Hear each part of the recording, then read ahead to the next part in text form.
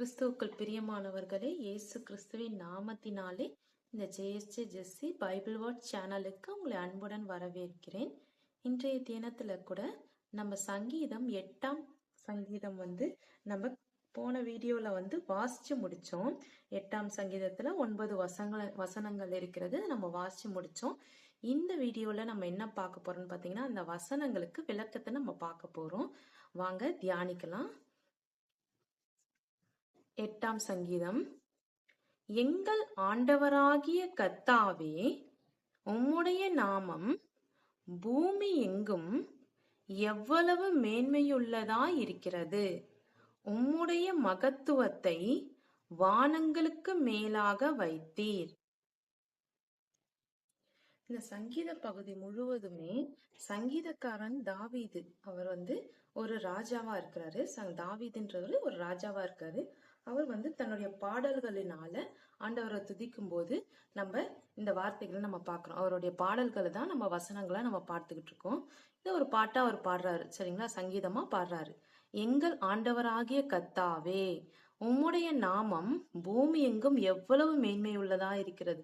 நம்மளும் ப்ரேயர் பண்ணும்போது மகத்துவத்தின் தேவனே, மகிமையின் நேசரே, இப்படி எல்லாம் நம்ம அவருடைய நாமத்தை புகழ்ந்து நம்ம ஜெபிக்க ஆரம்பிப்போம். அப்போ அவர் சங்கீத பாடல் ஆரம்பிக்கும் போது என்ன பண்றாருன்னா, எங்கள் ஆண்டவராகிய கர்த்தாவே. இப்ப நம்ம ஜெபிக்க ஆரம்பிக்கும் போது எங்களை நேசிக்கிற நல்ல தகப்பனே, பரலோக பிதாவே, இப்படி எல்லாம் நம்ம ஜெபிக்க ஆரம்பிப்போம். அதே மாதிரி சங்கீதக்காரனாகிய தாவீது என்ன பண்றாருன்னா, எங்கள் ஆண்டவராகிய கர்த்தாவே, உம்முடைய நாமம் பூமி எங்கும் எவ்வளவு மேன்மை உள்ளதா இருக்கிறது. உங்களுடைய நாமம், உங்களுடைய பெயர் எவ்வளவு மேன்மையா இருக்கிறது. உங்களுடைய மகத்துவம் எப்படி இருக்கு? வானங்களுக்கு மேலாக வைத்திருக்கிறது. உங்களுடைய மகத்துவத்தை வானங்களுக்கும் மேல, வானங்களே நம்ம பெருசுன்னு நினைப்போம், அதை விடவே அதிகமா ஆண்டவர் வச்சிருக்கார், மேலாக வைத்திருக்கார். வானங்களே மேல இருக்குது, அந்த வானத்துக்கும் மேலாக அவருடைய மகத்துவம் இருக்குது அப்படின்னு சொல்லிட்டு அவர் புகழ்ந்து பாடுறார். ஆண்டவர் புகழ்ந்து பாடுறார். ஆண்டவராகிய இயேசு கிறிஸ்துவ புகழ்ந்து சங்கீதக்காரன் பாடுறாரு. அடுத்த வசனத்துல, பகைஞனையும் பழிகாரனையும் அடக்கி போட தேவரீர் உம்முடைய சத்துருக்களின் நிமித்தம் குழந்தைகள் பாலகர் வாயினால் பலன் உண்டு பண்ணினீர். அதாவது ஒரு பகையனையும் பழிக்காரனையும் அடக்கி போடுறதுக்கு ஆண்டவர் என்ன பண்றாரு? குழந்தைகள் பாலகர் வாயினால கூட பலன் உண்டு பண்ணுகிற தேவனா இருக்கிறாரு. குழந்தைகளால கூட அந்த சத்துருக்களை என்ன பண்ண முடியும்? அடக்கி போட முடியும். அதனால சிறு வயதுல இருந்தே பிள்ளைகளை நம்ம எப்பயுமே என்ன பண்ணணும்னா, கர்த்தருக்கென்று வளர்க்கணும். ஒரு வசனம் சொல்லி கொடுத்து வளர்க்கணும், ஜெபிக்க சொல்லி கொடுத்து வளர்க்கணும். வீட்டுக்கு யாராவது வந்தாங்கன்னா அவங்களுக்கு பிரைஸ் தி லார்ட் சொல்லணும், ஸ்தோத்திரம் சொல்லணும் அப்படின்னு நல்ல பழக்க வழக்கங்கள் நம்ம கர்த்தருக்குள்ள வளர்க்க வேண்டியதுன்றது பெற்றோர்களாகிய நம்மளுடைய கடமை. நமக்கு ஆண்டவர் ஒரு பிள்ளைய கொடுத்திருக்காருன்னா, அந்த பிள்ளை நம்மளுக்கு தந்துட்டாரே அப்படின்றத விட, ஆண்டவர் நம்மளுக்கு அந்த பிள்ளை எப்படி வளர்க்கணும்னு முதலாவது ஞானத்தை கேட்டு பெற்றுக்கொள்ளணும். அந்த பிள்ளையை நான் எப்படி வளர்க்கணும் ஆண்டவரே? கர்த்தருக்குள்ள கர்த்தர் நம்மளுக்கு பிள்ளைய கொடுத்ததே கர்த்தருக்காக நம்மளுடைய பிள்ளைகளை வளர்க்கணுன்றதுக்காக தான். நம்ம கர்த்தருக்காக எப்படி வளர்க்கணும்னா, சின்ன வயசுல இருந்தே ஒவ்வொரு வசனங்களையும் நம்ம சொல்லி கொடுத்து அவங்கள மனப்பாடம் பண்ண சொல்லணும். கர்த்தருக்கென்று வளர்க்கணும். அவர்களுக்கு வசனங்களை சொல்லி கொடுத்து ஜெபிக்க சொல்லி கொடுத்து வளர்க்கணும். நம்ம அப்பதான் சிறு பிள்ளைகள் இடத்துல கூட ஆண்டவர் என்ன கொடுக்குறாரு? பலன் உண்டு பண்ணுகிறார். அவர்களுடைய வாயினால பலன் உண்டு பண்ணுகிறார். யார? பகைஞனையும் பழிக்காரனையும் அடக்கி போட பாலகர் வாயினால பலன் உண்டு பண்ணுகிறார். அடுத்த வசனத்துல பாத்தீங்கன்னா, உமது விரல்களின் கிரியையாகிய உம்முடைய வானங்களையும் நீர் ஸ்தாபித்த சந்திரனையும் நட்சத்திரங்களையும் நான் பார்க்கும் போது, இது ஒரு ஆச்சரியத்தோட சொல்றார். உங்க விரல்களாலதான், ஆண்டவருடைய விரல்களாலேயே என்ன ஸ்தாபித்தார்னா, வானங்களையும் சந்திரனையும் நட்சத்திரங்களையும் அவர் பார்க்கும்போது என்ன நினைக்கிறாருன்னா, அவர் மனசுக்கு என்ன தோன்றுது அப்படின்றத சொல்றார். பார்க்கும்போது மனுஷனை நீர் நினைக்கிறதற்கும் மனுஷகுமாரனை நீர் விசாரிக்கிறதற்கும் அவன் எம்மாத்திரம் என்கிறேன். இப்ப வானங்களை நம்ம நோக்கி பார்த்தோம்னா, அது எவ்வளவு பறந்து விரிந்து எவ்வளவு அழகாவும் ஒரு நேர்த்தியானவும் இருக்குது. நட்சத்திரங்கள், சந்திரன், இதெல்லாம் நம்மளுக்கு அறிவுக்கு எட்டாத அளவுக்கு ஆண்டவர் படைத்து வைத்திருக்கிறார்.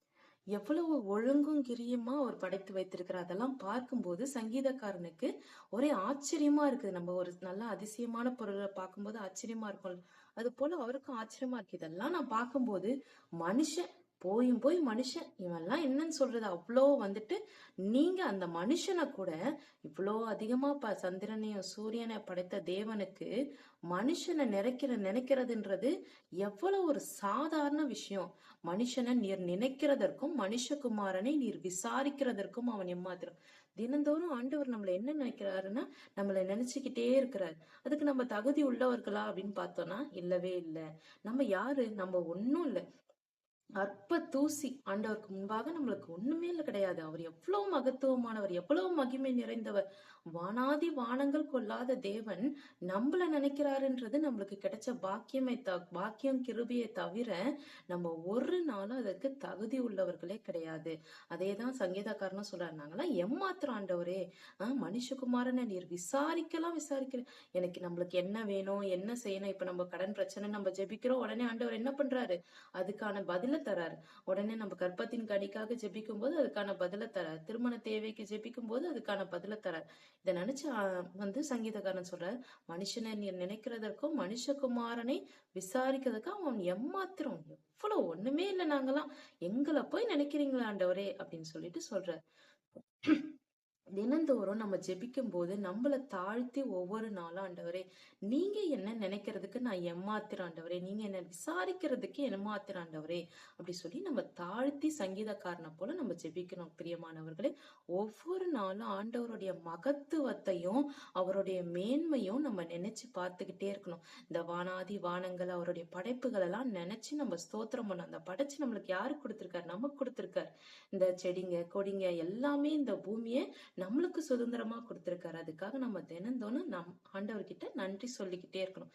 என்னைக்குமே நாங்க நன்றி உள்ளவர்களா இருக்கணும் ஆண்டவரே அப்படின்னு சொல்லி அவருடைய பாதத்திலே நம்ம எந்நேரமும் நம்ம விழுந்து கிடக்கணும். இதுதான் கர்த்தருக்கு நம்ம திரும்பி செய்யறது.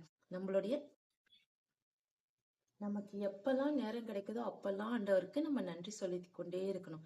எங்களுக்கு வாழ்க்கையை கொடுத்ததற்காக நன்றி, ஜீவனை கொடுத்ததற்காக நன்றி, இப்படி நல்ல ஒரு பூமியை கொடுத்ததற்காக நன்றி, எங்களை வாழ வைத்ததுக்காக நன்றின்னு சொல்லி நம்ம ஆண்டவருக்கு எப்பயுமே நன்றி சொல்லிக்கிட்டே இருக்கணும். அவருடைய மகத்துவத்தை அவருடைய மேன்மையை நம்ம நினைவு கூர்ந்து கொண்டே இருக்கணும். கர்த்தர் இந்த செய்தி ஆசீர்வதிப்பாராக. நம்ம இன்னும் அடுத்த வசனத்திலாம் அடுத்த வீடியோல தியானிக்கலாம். இப்போ முதல் 4 வசனங்களை மட்டும் தியானித்திருக்கோம். இன்னும் 5 வசனங்கள் இருக்கு, அது அடுத்த வீடியோல தியானிக்கலாம்.